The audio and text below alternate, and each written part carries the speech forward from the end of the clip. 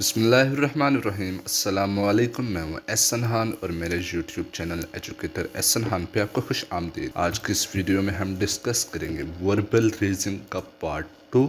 इससे पहले मैं आपको पार्ट 1 प्रोवाइड कर चुका हूँ, जो कि हमने एक प्रिपरेशन सीरीज स्टार्ट की हुई है फेडरल डायरेक्टरेट ऑफ एजुकेशन में, जो EST की वैकेंसीज एडवर्टाइज हुई थी। तो EST टेस्ट प्रिपरेशन के हवाले से आज ये मेरी थर्ड वीडियो है, और अगर इससे पिछली वीडियोस आपने नहीं देखी हुई तो वीडियो की डिस्क्रिप्शन में मैंने प्लेलिस्ट का लिंक प्रोवाइड किया है, आप उस पर जाके इस सीरीज की बाकी सारी वीडियोस देख सकते हैं। तो शुरू करते हैं आज की इस वीडियो का। हमारा पहला क्वेश्चन है, which word does not belong in the group. तो यहाँ पे मुख्तलिफ किस्म के आइटम है, जैसे कि circle, triangle, square, cylinder and rectangle. तो हमने यहाँ पे देखना है कि कौन सी ऐसी चीज़ है जो इस ग्रुप से बिलोंग नहीं करती। तो हमने टेक्निकली इन चीज़ों को देखना है, तब जाके हमें समझ आएगी। अब अगर सबसे पहले बात करें सर्कल की, तो ये आपको इस तरह से नज़र आ रहा है, जो कि 2 डायमेंशनल। रेक्टेंगल की अगर बात की जाए तो ये भी एक 2 डायमेंशनल है, और अगर स्क्वायर की बात की जाए तो ये भी 2 डायमेंशनल है, और रेक्टेंगल की अगर बात की जाए तो ये भी 2 डायमेंशनल। लेकिन अगर हम सिलेंडर की बात करें तो यहाँ पे 3 डायमेंशंस इन्वॉल्व होती हैं, यानी कि इसकी हाइट भी होगी, इसकी विड्थ भी होगी और इसकी लेंथ भी होगी। ठीक है, तो इस तरह अगर हम देखें तो बाकी जितनी भी हमें यहाँ पे डायग्राम्स नज़र आ रही हैं वो सारी 2D में हैं, लेकिन अगर सिलेंडर को देखा जाए तो ये 3 डायमेंशनल डायग्राम बनेगी। तो इस वजह से यहाँ पे इस ग्रुप से जो चीज़ बिलोंग नहीं कर रही तो वो है सिलेंडर। फिर इसके बाद अगले क्वेश्चन पे चलते हैं। अगले क्वेश्चन में आइडेंटिफाई द सिनोनिम्स फॉर। तो ये एक वर्ड दिया हुआ है, और सिनोनिम्स ऑलरेडी मैं पिछली वीडियो में डिस्कस कर चुका हूँ कि ऐसे वर्ड्स जिनके मीनिंग्स मिलते जुलते हों या सेम हो, और उर्दू में है इसको कहते हैं मुतरादिफ अल्फाज। तो ये जो वर्ड है, इससे रेलिवेंट मीनिंग वाला जो वर्ड हमें यहाँ पे अवेलेबल है वो है ऑप्शन ए। और फिर इसके बाद चूज़ द एंटोनिम्स। तो एंटोनिम ऐसे अल्फाज होते हैं जो कि डिफरेंट मीनिंग, अपोजिट मीनिंग वाले हों, जिनको हम मुतज़ाद अल्फाज कहते हैं। तो ये जो वर्ड है, इसके रिलेटिव जो यहाँ पे हमें मुख्तलिफ या अपोजिट वे में जो वर्ड मिलता है वो है ऑप्शन ए। और फिर उसके बाद इन द एनालॉजी। ये एक एनालॉजी है जिसमें है book is to reading as fork is to. तो बुक हम रीडिंग के लिए इस्तेमाल करते हैं कि हम रीड करते हैं बुक से, तो इसी तरह हम फोर्क को ईटिंग पर्पज़ के लिए इस्तेमाल करते हैं। फोर्क का अगर मैं बताऊं तो ये जो हम कांटा इस्तेमाल करते हैं खाने के लिए, इस शेप का जो होता है चम्मच और इसके साथ कांटा, तो इसको इंग्लिश में कहा जाता है फोर्क। और फिर उसके बाद चलते हैं, which of the following is an. तो एक्सीमोरॉन, इसको अगर हम देखें तो इसका जो करेक्ट ऑप्शन यहाँ पे बनता है कोल्ड फायर। ऑक्सीमोरॉन की अगर बात की जाए तो ये oxymoron is a figure of speech that combine the contradictory words with the opposite meaning. Contradictory word की अगर बात की जाए तो जैसे कि यहाँ पे कुछ एग्जांपल्स भी हैं, तो हम अगर इसको देखें तो ये हमें इलॉजिकल लगते हैं, लेकिन अगर कॉन्टेक्स्ट वाइज देखा जाए तो ये इनके मतलब सेम बन रहे होते हैं, इनके मतलब रैशनल बन रहे होते हैं। तो यहाँ पे हमारे जो ऑप्शन है कोल्ड फायर। कोल्ड फायर को अगर हम देखें, कोल्ड एंड फायर ये 2 कंट्राडिक्टरी वर्ड्स हैं, लेकिन अगर कॉन्टेक्स्ट वाइज हम देखें तो इनके मतलब हमें लॉजिकल और रैशनल नज़र आते हैं। और फिर उसके बाद सिलेक्ट द करेक्ट एनालॉजी। तो यहाँ पे bird is to nest as spider is to web. Bird जो घोंसला बनाती है या घोंसले में रहती है, और स्पाइडर का जो रेजिडेंस होती है या जहाँ पे वो रहती है वो है वेब, यानी कि मकड़ी का जो जाला होता है। और फिर उसके बाद वर्ड डज द वर्ड। तो ये एक वर्ड दिया हुआ है और इसका हमने मतलब बनाना है, तो ये है ऑप्शन बी इसकी दुरुस्त। और फिर उसके बाद choose the word that does not belong in that group. तो यहाँ पे गिटार है और इसी तरह मुख्तलिफ़ किस्म के म्यूज़िकल इंस्ट्रूमेंट दिए हुए हैं। तो सबसे पहले मैं इनकी फिगर्स या इनकी पिक्चर्स आपको दिखाता हूँ और फिर उसके बाद ये चीज़ें आपको मज़ीद क्लियर हो जाएंगी। सबसे पहले ये चीज़ आपको नज़र आ रही है जो कि है गिटार, जिसको इधर ये फिंगर से और यहाँ से ऑपरेट किया जा रहा है, यानी कि यहाँ पे वायर्स होती हैं मेटालिक वायर और इनको मूव करवाया जाता है और ये वाइब्रेट करती हैं। जब हम उंगलियों से इसको टच करते हैं तो इसमें साउंड प्रोड्यूस होती है। फिर अगर हम इस वाले को देखें तो ये है एक गिटार से मिलती जुलती चीज़ है, शक्ल में हमें सेम ही नज़र आती है, लेकिन इसको उंगलियों के बजाय ये एक रॉड इस्तेमाल किया जाता है जो इसके ऊपर हम इस तरह परपेंडिकुलर मूव करवाते हैं ऐसे, तो ये इससे एक साउंड पैदा होती है। तो ये दिखने में तो गिटार जैसी ही है, लेकिन इसको ऑपरेट करने का तरीका थोड़ा डिफरेंट है।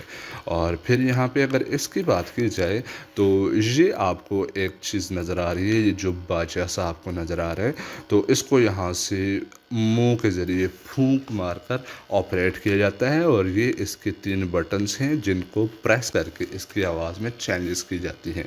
और फिर इसके बाद ये चीज़ आ गई जिसको बीट किया जाता है, हिट करके इससे आवाज़ पैदा की जाती है। और फिर उसके बाद ये लास्ट चीज़ जो आपको नज़र आ रही है, तो इसको यहाँ से फूंक मारी जाती है और इसके ऊपर मुख्तलिफ़ किस्म के सुराख बने होते हैं और उंगलियों से उनके ऊपर मूवमेंट करके इसकी आवाज़ में अप एंड डाउन प्रोड्यूस की जाती हैं। तो ये पांचों चीज़ें आपको नज़र आ रही हैं। तो अब हम देखते हैं कि इनमें ऑड वन कौन सी है, कौन सी ऐसी है जो इस ग्रुप में बिलोंग नहीं करती। तो अब अगर हम इन दोनों को देखें तो ये दो जो चीज़ें आपको नज़र आ रही हैं ये सिमिलर वे में ऑपरेट हो रही हैं कि हम वायर्स के ऊपर किसी भी तरह से आइदर वो हम यहाँ पे उंगलियों की मदद से या इस रॉड की मदद से मूवमेंट करते हैं और ये वाइब्रेट करती है और साउंड प्रोड्यूस होती है।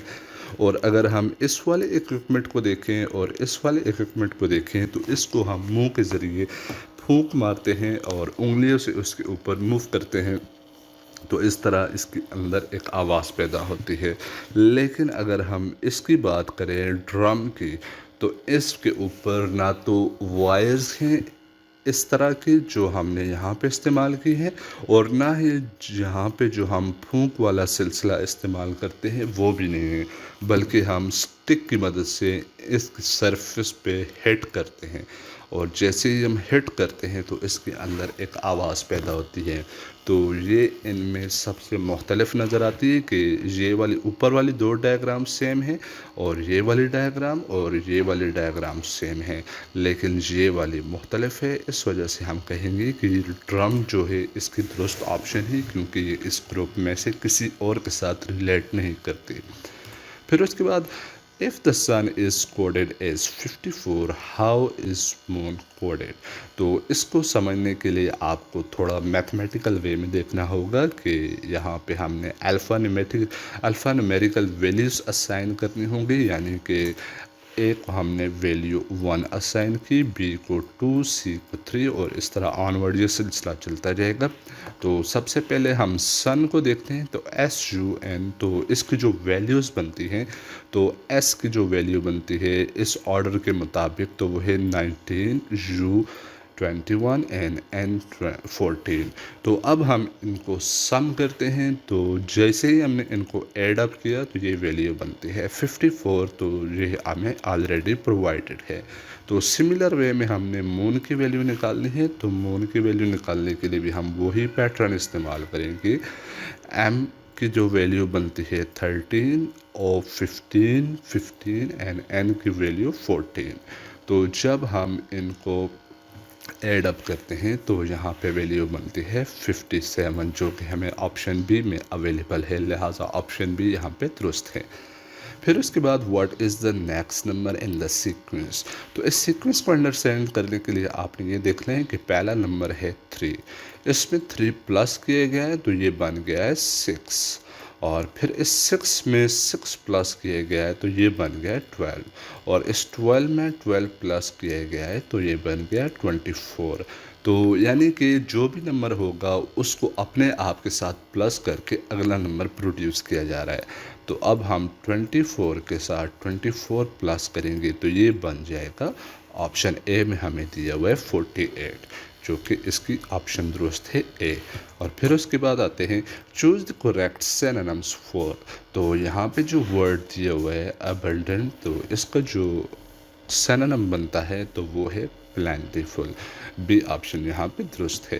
और फिर उसके बाद what is the opposite of, तो इस वर्ड को हमने अपोजिट निकालना है तो यहाँ पे ऑप्शन सी दुरुस्त है।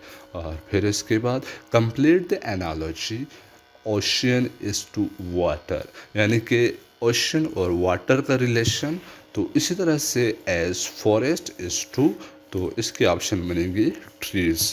ऑप्शन ए यहाँ पे दुरुस्त है, यानी कि ओशन में पानी मौजूद होता है और फॉरेस्ट में ट्रीज मौजूद होते हैं, तो इन दोनों का सेम रिलेशन बन रहा है। और फिर उसके बाद identify the correctly punctuated sentence. तो यहाँ पे करेक्ट पंक्चुएशन के साथ हमें जो सेंटेंस दिया हुआ है वो है ऑप्शन बी, जिसमें तमाम तरह की पंक्चुएशन को फॉलो किया गया है। और फिर उसके बाद what does the idiom spell the beans, तो इसका हमने मतलब निकालना है तो इसके ऑप्शन बी यहाँ पे दुरुस्त है, टू रिवील ए सीक्रेट। और फिर उसके बाद if the bird is coded as 32 how is fish coded. तो इस तरह का सवाल हम पहले भी डिस्कस कर चुके हैं, तो ये भी तकरीबन उसी पैटर्न पे हम इसको सॉल्व करेंगे। तो सबसे पहले हमने निकालना है कि बर्ड को जो कोड असाइन किए गए 32 वो किस तरह से है, और फिर उसी पैटर्न के मुताबिक हमने फ़िश का कोड फाइंड आउट करना है। तो पहले हम वही बात करते हैं कि हमने अल्फ़ाबेट्स को न्यूमेरिकल वैल्यूज़ असाइन किए हैं, जो कि हमने पहले भी डिस्कस किए हैं। और फिर इसके बाद बर्ड की अगर बात की जाए तो इसको हमने जो वैल्यूज़ असाइन की हैं इस ऑर्डर के अकॉर्डिंग, तो बी की वैल्यू 2 है, आई की वैल्यू 9 है और 18 एंड डी 4। तो अब हमने क्या किया है कि इन सब को प्लस किया है, तो जब हमने सम किया है तो वैल्यू 33 निकल आई है। यहाँ पे 33 होना चाहिए था, ये थोड़ी सी मिस्टेक है। और फिर उसके बाद फ़िश की अगर वैल्यू निकालते हैं तो फ़िश की हम वैल्यू जब निकालते हैं तो fish F6 I19 S9 I9 and S19 and H8, तो जब हमने इनको ऐड अप किया तो इन सब को जब ऐड किया तो ये वैल्यू बनती है 42। तो 42 यहाँ पे ऑप्शन जो दुरुस्त बनती है सी, तो सी ऑप्शन यहाँ पे दुरुस्त है। तो अब यहाँ पे जो प्रॉब्लम आ रही थी 32 की, तो उसको मैंने दुरुस्त कर दिया है, ये वैल्यू है 33। और फिर उसके बाद अगले क्वेश्चन पे चलते हैं। अगले क्वेश्चन में हमसे पूछा गया है choose the correct pair of word did have a similar relationship to the given pair। तो यहाँ पे जो पेयर दिया हुआ है स्टूडेंट्स एंड स्कूल, तो यहाँ पे मुख्तलिफ़ किस्म के ऑप्शंस अवेलेबल हैं, जज court, chef and kitchen, artist and studio and player and team. तो यहाँ पे अगर स्टूडेंट्स को देखा जाए तो वो स्कूल में जाके मुख्तलिफ़ किस्म की एक्टिविटीज़ परफॉर्म करते हैं और अपने एजुकेशनल सिस्टम में इन्वॉल्व होकर कुछ ना कुछ लर्न करते हैं। तो और इसी तरह से अगर हम आर्टिस्ट को देखें तो ये भी स्टूडियो में जाके मुख्तलिफ़ किस्म की एक्टिविटी परफॉर्म करके अपने टारगेट को या अपने गोल को अचीव करते हैं। तो ऑप्शन सी मुझे यहाँ पे दुरुस्त लग रही है, लिहाजा ऑप्शन सी को मैं यहाँ पे टिक करता हूँ।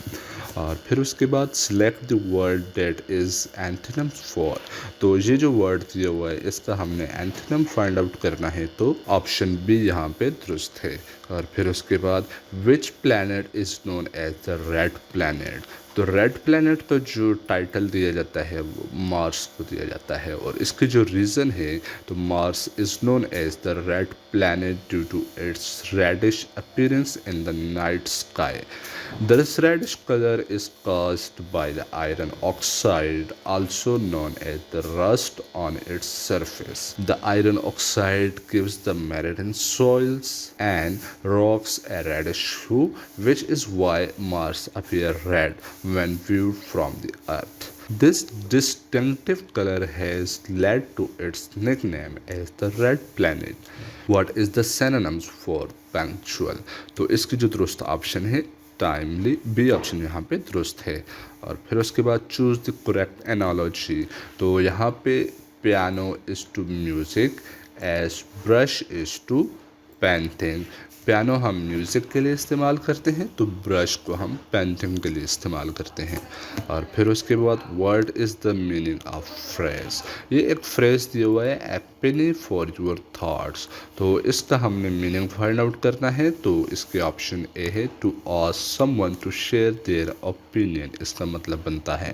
और फिर उसके बाद identify the correctly punctuated sentence, तो यहाँ पे ऑप्शन ए में जो सेंटेंस दिया हुआ है the dog ran to fetch its bone, तो ये हमारे पास दुरुस्त ऑप्शन है। और फिर उसके बाद word is the opposite of, तो ये एक वर्ड दिया हुआ है और इसका अपोजिट हमने फाइंड आउट करना है, तो ऑप्शन सी यहाँ पे दुरुस्त है।